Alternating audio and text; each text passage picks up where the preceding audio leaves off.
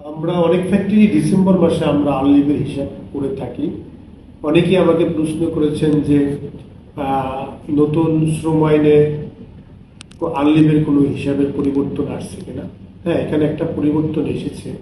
আমরা অনেকেই এই বিষয়টা থেকে ইতিমধ্যে ক্লিয়ার হয়েছে, আবার অনেকেই হতে পারি নাই। তাদের জন্য আমি বিষয়টা একটু ক্লিয়ার করতে চাই। আমরা জানি শ্রম আইনের ধারা 117-তে বার্ষিক ছুটির কথা বলা হয়েছে। সেখানে উপধারা 1 এবং 2-এ আমরা এই বিষয়টা দেখে থাকি। পরিবর্তনটা মূলত 2-এ এসেছে।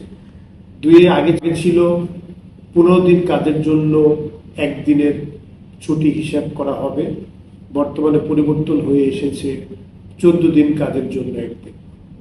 আমরা হয়তো খেয়াল করে দেখব যে 117 উপধারা 2 এটা অপ্রাপ্ত বয়স্ক শ্রমিকদের জন্য, যেটা আমাদের ফ্যাক্টরির ক্ষেত্রে প্রযোজ্য না, বা আমরা অপ্রাপ্ত বয়স্ক শ্রমিকদের কাজও করাই না।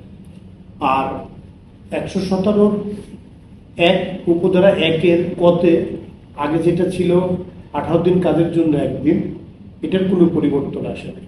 তার মানে আমরা যারা এখন বার্ষিক ছুটি হিসাব করব, তারা প্রাপ্তবয়স্ক শ্রমিকদের জন্য যে 18 দিন কাজের জন্য একদিন ছিল, সেটা ধরেই হিসাব করবে। ধন্যবাদ সকলকে।